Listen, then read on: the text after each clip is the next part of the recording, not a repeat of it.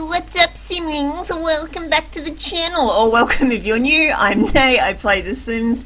Let's do this. We are in Windenburg today. We're remaking Havisham House because it is just a big sack of nope. It is just a bag of sadness. I realised once I started building this, obviously it was a big bag of sadness just to make it affordable, and that's why there's so much room to build on. But this is The Sims and we use cheat codes and no one wants to be poor in this game, so I just decided to go full ham with this one. Before we get too far into this, just a warning, I'm not sure if my microphone's going to pick it up, but there is a hailstorm going on. We're in for some terrible weather.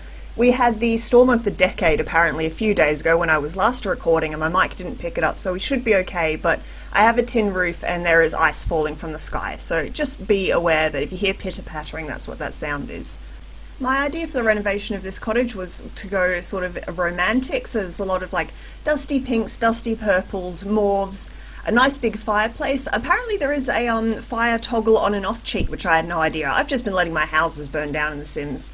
I didn't realise you could actually turn that off and not burn your house down. I missed the old spell that you had in The Sims 3 where you could just make a place fireproof and then you wouldn't have to worry too much about getting your handiness cheat up. In The Sims 4, obviously you can get your handiness skill up and then get the parts required, but I can never get enough parts required to make a fireplace fireproof, so like, I'm just really glad there's a cheat for that. Also, hooray for finally having firefighters in The Sims 4. There's a little bit of a trend with my videos. Mostly I just complain about the things we don't have in The Sims 4 and reminisce about The Sims 3. So we've started here in the living room, got one of those lovely half-octagonal couches that I believe we got with the cats and dogs pack. Got a nice big coffee table and just putting together a little computer desk area. I love this candlelit wall divider that we got with the Spa Retreat pack. There were some beautiful items in that pack. Just candles are my jam. I've got one burning next to me right now that looks like it's actually about to flicker out. It's beginning to smoke a little bit. Probably not the safest thing. I've always got candles burning despite the fact I have 3 cats. One of my cats did sit on a burning tea light once, which was... I mean, I shouldn't have laughed, but it was kind of funny because he is chaos, that little animal. I mean, this is a cat that eats bees just for fun. I mean, I love him. My partner absolutely despises him, and my cat is either too stupid to realise it or is just showing him huge amounts of affection out of spite, but there is an ongoing war between those two. Okay, now back to the build. I've used a couple of custom content packs, as you can probably tell. These aren't all EA creations. The 2 major ones I've used are from the Plum Bob Tea Society, which is just, that's an amazing collaborative effort there, love it. But the 2 packs I've used are the Cottage Garden Stuff Pack and the Rustic Romance Stuff Pack, which is where those little candle hanging chandelier thingamawhatsit is from, and the little flowers that are hanging over the windowsills. And you can't see it yet, but here's a spoiler alert. In the bedroom I used the Puffer Head Stuff Pack by Liz. It's all included in the description below if you would like to download it, but those are 3 custom stuff packs that I seriously recommend. They are just absolutely gorgeous and they complement each other quite well. I was just messing around with the roof there, moving the chimney from the kitchen to just above the actual chimney in the living room there, and now playing around with curtains. I ended up using the curtains from I believe that's from the Rustic Romance pack. They're beautiful colour swatches, just obviously, I mean, rustic, romantic, it's obviously, you know, the purples and pinks and mauves that I mentioned earlier, but just absolutely wonderful. Adding in a more sort of naturally textured woven rug there, and one of my favourite paintings, which is just a still life painting of a jug with some flowers in it. And then doing my favourite thing here, which is just decorating with plants, and like I said in my last build that I couldn't go full ham because I was trying not to use any custom content, but with this one it was just flowers and plants and trinkets galore. It was so much fun. Using the Magical Realm stuff pack, was that what it was called? Magical Realm?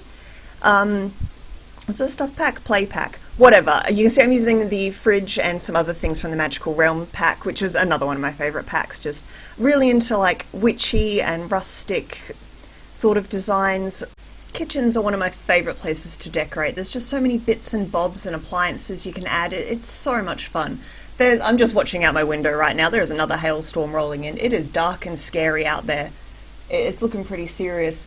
As I mentioned the storm before, the storm of the decade as they kept calling it. We have one like every 10 years, I suppose that's why they call it that. But I'd planted seedlings like 2 days before and I've been so worried about them. They survived that storm. We had wind gusts of like 130 to 140 kilometers an hour and they survived. but I'm just not sure they're going to deal with being pelted by hail. Might go out there and just protect them with my body if that hits soon. Well, speak the devil and she will appear. The hail just hit. It's not too bad, it's just tiny little ice chips. But here's a fun story about storms, or a story that I think is kind of fun. I was a stable hand for a while. I used to work for a riding school. And yeah, I would bring, my job basically in the morning was to turn the, feed the horses, take off their rugs, turn them out. And then, I would help with the classes during the day, and then in the evening would, basically do everything in reverse, bring the horses in, rug them, feed them, go home. And there was one afternoon, there was a huge storm, and, animals still need looking after no matter what the weather is. So, I was in my water-resistant, not waterproof jacket, water-resistant. I got soaked through to my skin. And I still got, I still brought all the horses in. But that, that was not fun. A lot of the horses were really, really spooked. And some of them, they know they're going in. They know it's dinner time, so they don't care. But some of the slightly, we had a lot of horses that were fresh off the racetrack, so they were still not wild, but they definitely weren't as tame as, some of the school horses. So trying to bring them in with the storm, and I had one of them rear over me. And, oh man, I loved that job. That job was so good. I love horses. But that was certainly one of the times that I learned how scary horses can be. I think the other time was when I got trampled by one. That was another bad weather day, and I think this horse just panicked and just went straight through me. And I was black and blue up one whole side of my body. That was... But yeah, I'm really not selling it to you, but horses are wonderful. I love them. I still love them even with those kind of things. And I've had much worse things happen, but, I still love them. Anyway, we're in the dining room now, adding more candles, more flowers. There's that beautiful chandelier that is from one of the Tea Society stuff packs. Just beautiful. I love these layered rugs as well. I think they came with the laundry pack. Just absolutely gorgeous. And here we're moving upstairs to a sort of an activity room, I think you would call it. Now, my idea with the activity room was I wanted much larger windows. I wanted there to be more of a view, despite the fact this isn't on the best lot, because when you look out the back, you're pretty much just seeing that side of the bridge. And sort of the better view is more to the side of the house, but I didn't want the windows there because I didn't think it looked as nice. But still, it lets a lot of light in.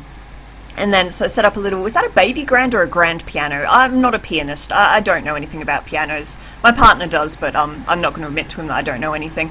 But so there's that, and I added, again, the little jars with their candles in them hanging there. Got a little bonsai tree, an easel, a guitar, and then got a little sitting area here where I added more candles and plants. Just really quite aesthetically pleasing, this room, keeping with the colour scheme. I was quite proud of this one. And I've just realised I've tied my microphone cable into a knot. I use a lapel mic that you attach to your headphones, and it's got a really long cable, and I've just been sitting here twizzling it around my fingers, spinning around on my chair, and just look down and it's in a huge nasty knot, so it's going to take me a little while to get that sorted out. But what we're doing here, we're still just adding rugs, still decorating, using another rug from the laundry pack. That was another aesthetically pleasing pack, that one. Very, very cute. I think part of my inspiration for this build was I was in a sense building my dream house. If I could just move anywhere I want to go, I would go out country, I would go rural. I live in suburbia at the moment, and it's nice. I'm really close to my friends, I'm close to my hobbies, which would be something if I moved out to the country would be really hard to do. I would love some acreage. Chickens, grow my own vegetables, because I've got a tiny vegetable patch here, but at the moment I'm just growing Brussels sprouts. That's all I've got room for. But yeah, it would just be so nice. Just chickens and horses. I don't think I would ever ride again. I would probably just have rescue horses. I did my back in, it'd been nearly a year ago. I hurt my back really, really bad. My doctor thinks it was an old injury that's I've been aggravating slowly and slowly. I slipped a disc in my very, very lower back, and it trapped my sciatic nerve. So basically what happened, for it to go really, really bad, was I was playing roller derby, and just practicing, we were training, and I took a really, really bad hit from my right side, and my doctor thinks that might have been, what actually popped my disc out and made it pinch the nerve. And I lost all feeling down my left leg, and it was a few days I actually couldn't feel it. I was just walking around on this huge numb, trunk of a thing. It was really quite scary. But I've come up good now. I had a lot of really intense physiotherapy work, a lot of, at-home stretches and exercises as well on top of that. I was off skates for about 6 months, which was really heartbreaking.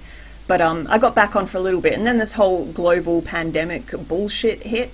And it's going to be weird in a few years' time when people look back to 2020 and all these YouTubers are oh, you know, the global crisis, the thing that happened, and like, because no one wants to say it because we're afraid of like algorithmic punishment and that our videos won't get recommended, but like, I swear in my videos, so I don't give a crap. But anyway, what I'm actually trying to say is we're off skates again, which sucks, but it was roller derby that injured my back, which is why I probably will never ride again, and which is why I prefer to have a sanctuary for rescue horses rather than riding horses. So there was actually a point to that story. Sorry, I got completely distracted there. Okay, but anyway, we're moving outdoors, landscaping. I loved doing this bit. This was a lot of fun as well. I used a lot of stuff from the Romantic Garden Stuff pack, which is a pack I've never really utilised before, so it was a lot of fun getting to actually use it here. Obviously, being a cottage, you know, you want to grow your own veggies and fruits and flowers, so I've got that there, and I've got this nice undercover area. I'd never spotted this installment before, but I'm glad I've got it now. I'll probably end up using it quite often. Then we've got this little seating area under the undercover area, so you can sit out in your garden. I know I say full ham a lot, but I went full ham with the landscaping here. Like, this is, you're in for a ride. There's a lot of plants. Like, I sort of like with the original design, even with how bland it was, that they tried to like spruce it up with this big conifer tree and the little yellow flowers and the ferns, but it really didn't hide how sad the whole place was. So yeah, really jazzed it up using, I didn't use lavender in this build. This may be one of my first builds where I didn't use lavender. But the flowers I did use, and I have a list of them thanks to Sims VIP for these handy stuff pack guides that they have available. I will give a link to that below as well because it's super useful. We've got lupins, we've got iris, we've got delphinium, and we've got hollyhocks is what we used, so thank you very much for providing that. And also, I didn't realise, because I don't really read the descriptions. Like back in The Sims 1, the descriptions for all the items were absolutely hilarious, but since EA took over from Maxis, it's just not as funny anymore. But there's a fountain of Gluteus Maximus, that's hilarious. Love that. I mean, love that, but didn't use that. So the idea with this garden was to go with an overgrown cottage feel, except, you know, minus all the weeds. There's no dandelions and thistles and stuff. As pretty as dandelions are, they are a weed, and they're really messy and not fun to clean up once they blow their seeds everywhere, and it all gets stuck in your clothes. And then using the terrain tool here to add some paving in to put under the little woodshed and under the flower arranging bench, the flower arranging bench is one of my favourite items. I do enjoy that. I love floral arrangements. It's a fun little skill to have. I'm also in love with that floral archway. That was with the Romantic Garden Stuff pack as well. So pretty. I love the colour schemes that come with it as well. They're very, you know, the light pinks and light purples and light blues. Normally I go for darker stuff, but I've been trying to force myself to go a little bit, you know, lighter and more cheerful lately. Then went and bombed away some of that nasty concrete out the front. That just looked sterile and uninviting. I mean, good again for keeping the costs down, but you can use the terrain tool as well, and that doesn't add to the cost, and it looks a lot better.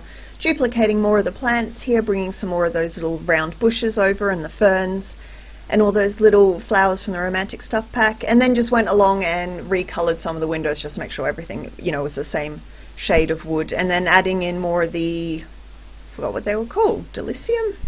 Okay, just double check that. It's delphinium, not dilithium. I don't know what a dilithium is. But I left all of the gardening, all of my landscaping efforts in here, just so you can see like how much work I put into this. Also just because I think it's so pretty, really, really enjoyed it. Oh yeah, and then I completely forgot I went and did this. I went and bombed the entire roof and then redesigned it just to give it a little more character. And this took me ages. I have not included my first attempt at the roof because it was such a disaster and frankly kind of embarrassing. But it all started to come together quite well. I used the neighbouring lot as a bit of inspiration once I started to fiddle with the arches of the roof, which you'll see pretty soon. Right about now? Yeah, I tried making it more peaky. It looked a little too churchy. And then now starting to play with the curves here, which I don't do much of. I'm usually quite fond of just the regular triangles, but this worked out pretty cool. I was pretty chuffed with that. It looked nice in the end. And then adding some more windows, just once again to bring more light in. So with that, we are now rapidly approaching the end of this video. If you've made it this far, thank you so much for sticking around. Really do appreciate it. Going to do the usual spiel here, so just stick with me. I just realised the word spiel is actually the German word for play, so I'm going to do the usual play here. Maybe hit the thumbs up button if you want to stick around and see more of what I have to offer, and I've got some fun stuff coming up. Maybe hit the subscribe button and hit the ding-a-ling bell for the notifications, and perhaps you could leave a little commenty too if you're feeling nice. You know, I do appreciate you for sticking around. I do this out of love. I could just play this on my own and not show anyone, but you know, I want to add to the sort of pool of inspiration and knowledge that's around on YouTube about this game. So with all that said and done, I'll leave it here for now. Hope you enjoy the rest of your day, and I will catch you on my next video. Bye bye for now.